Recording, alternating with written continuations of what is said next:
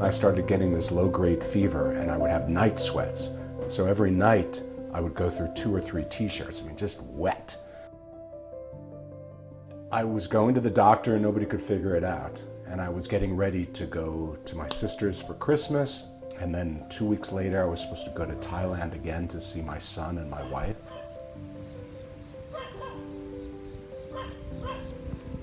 I packed up my car with presents, wrapped them up. And as I was wrapping up the presents, I felt a tingling in my right foot. I went to the doctor, I told him about it, he did some lab work, and at the end said, I think you should go over to Cedars. I think he thought I was maybe having a stroke. That night, some man who looked like a Hoover vacuum cleaner salesman came in a cheap suit and a briefcase, and he put it down, and he turned on the radio and he started playing Christmas songs. He said, hold still, because this could paralyze you for life. We're gonna listen to, Frosty the Snowman, and I'm gonna give you a lumbar puncture. And from this spinal tap, they were able to detect proteins that were a determinant of Guillain-Barre syndrome, or GBS. And that's when the ascending paralysis started taking place all through my body, started in my toes, went all the way up to my eyelids, where I was in bed, not able to close my eyes. It hit my chest, my lung collapsed, I needed a tracheostomy, feeding tube, obviously a catheter. I've seen a lot of Guillain-Barre over the years, and it's always kind of a bad sign that somebody has disease that progresses quickly to the point that they're paralyzed, can't breathe, have to have this tube put in. So everybody was preparing for the worst. I wasn't 100% confident that he would be with us. A lot of times with Guillain-Barre, people run into complications, like a little aspiration can lead to a major pneumonia and death. I had no idea how long of a recovery it was going to be, how many hospitals I'd be in, how many different battles I'd have to fight, wheelchairs, walkers, canes, all of the problems that went along with it. I wasn't thinking ahead, I was really in the moment. I didn't expect to walk in December 20th and then get wheeled out 99 days later. It's basically the immune system attacking the myelin, which is the protective covering over your nerves, and the conductor between your peripheral nervous system and your central nervous system. When the myelin is basically stripped, which is what happens in Guillain-Barre, there's no connection between the impulse and the brain.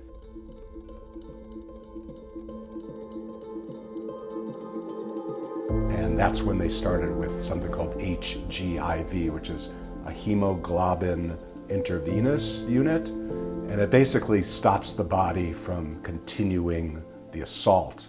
Then it's up to you to get better. I always say that Guillain-Barre, it takes you to the brink of death and then doesn't have the decency to just finish you off. It says, okay, pal, let's see what you can do.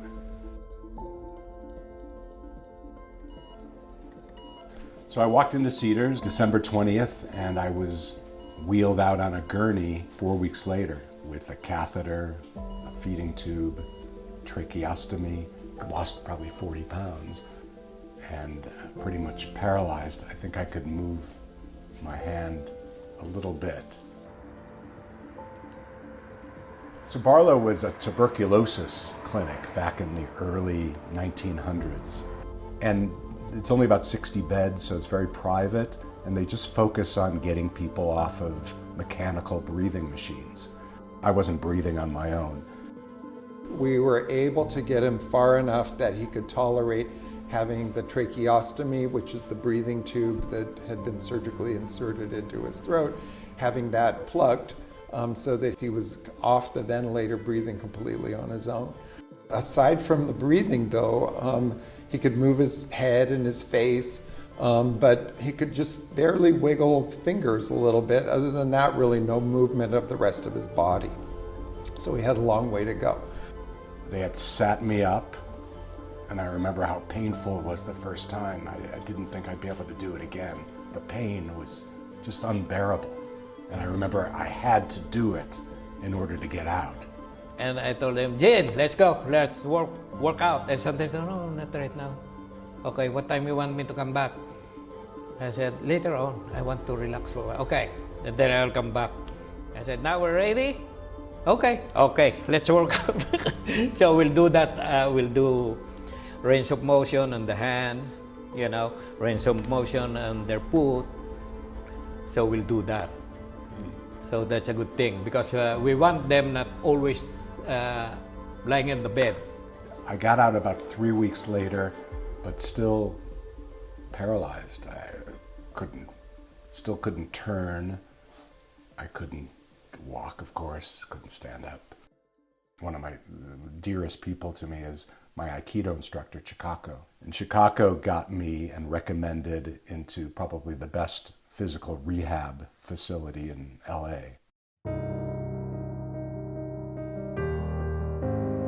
It's called California Rehabilitation Institute, and it's run by Cedars and UCLA. His was one of the more severe cases that I've worked with. So when he came in, he could barely move anything. Physical therapy is getting your body moving again so it could actually move, and then occupational is so that you could be productive doing something. And so they have to go through this process whereby the nerves start to recover and remyelinate, become re-insulated in order for them to function. At points, I wish I was dead, because after 60 days of laying on your back, your muscles have completely atrophied. The myelin hasn't grown back. It grows back a centimeter every 24 hours. Patients with Guillain-Barre, it's very cumulative. You get a flicker at first and a slight movement here or there, and then they reach what you call this breakaway point.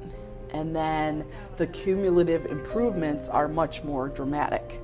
Just the best care and the best therapists, and 4 or 5 hours a day. And if I didn't have that, I don't know where I would be. By the time he left, he was walking, short distances using a cane. It was pretty remarkable to witness. And I was there for 7 weeks. Yes.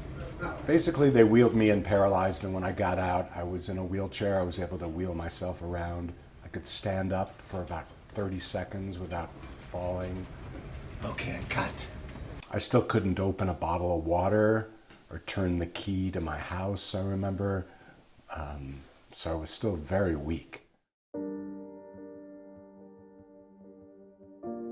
And going home, I was nervous, who's gonna take care of me? And I got in the car, and I remember it was the first time I had worn jeans, and the fabric hurt my skin.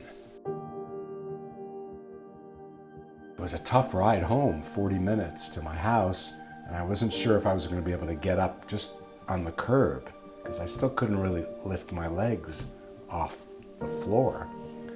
But they got me in the house. They set me up with a toilet that had sides. I had a great home care nurse. But this went on for about 4 weeks, and it was quite expensive. Finally, I was strong enough to be on my own. And then I had something called therapy without walls. That's when therapists like Larry Ross, Patty Lynn would come. And he started talking to me about his son and wife that were in Thailand, having him share with them in Thailand what he's doing. Really kept his spirits up, kept his motivation, kept him going, yeah, I've got this. When he got sick, Harry was 7 months. Harry is starting to crawl and talk.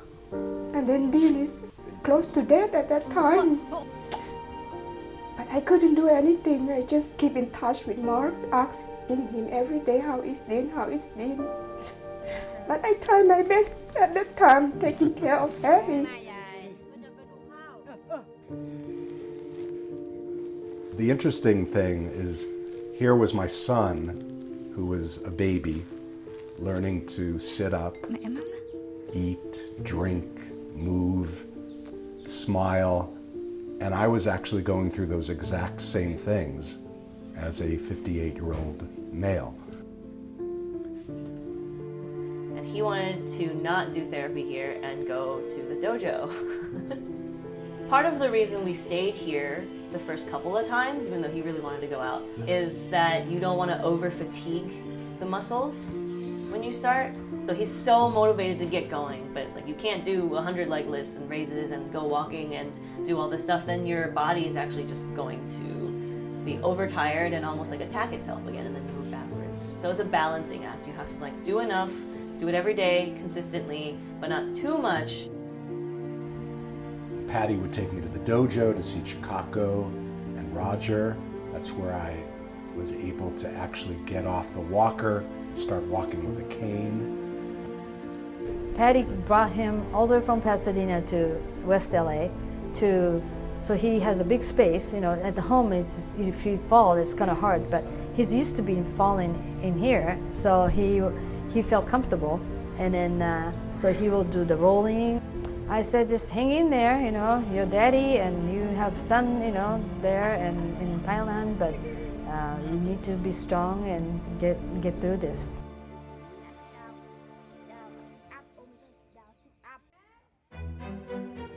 I started going to the Rose Bowl. I did like water aerobics with all the geriatric old ladies, and Larry would get in the water with me.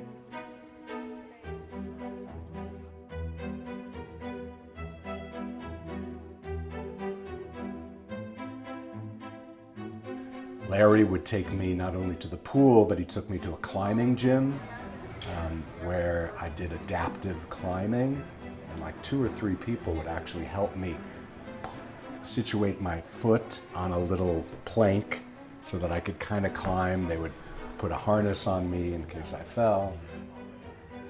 Dean has a really good attitude, so not every patient has that, and your ability to progress and also just like to integrate back into life and be happy has a lot more to do with your mindset than your physical capabilities, but he was always motivated.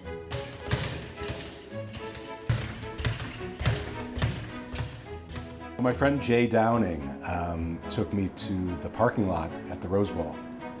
And I mean, I had trouble just like lifting my arms and my feet. I mean, to this day, are pretty much like 90% numb. The muscle memory came back and I drove slowly and started to drive.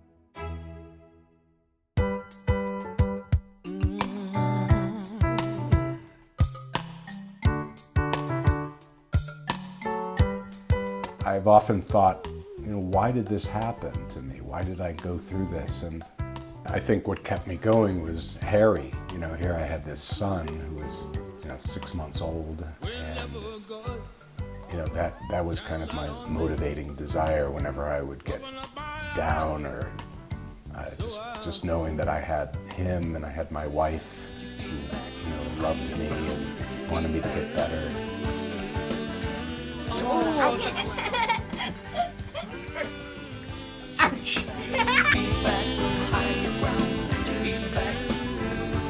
No matter how bad your situation is, if you have family and friends and people who love you, you're probably going to be pretty happy. It's loneliness and isolation and a lack of love, no matter how healthy you are physically, that's going to really depress you. So I was lucky. I literally had 99 days at 3 separate hospitals. There were only 2 days that I didn't have visitors.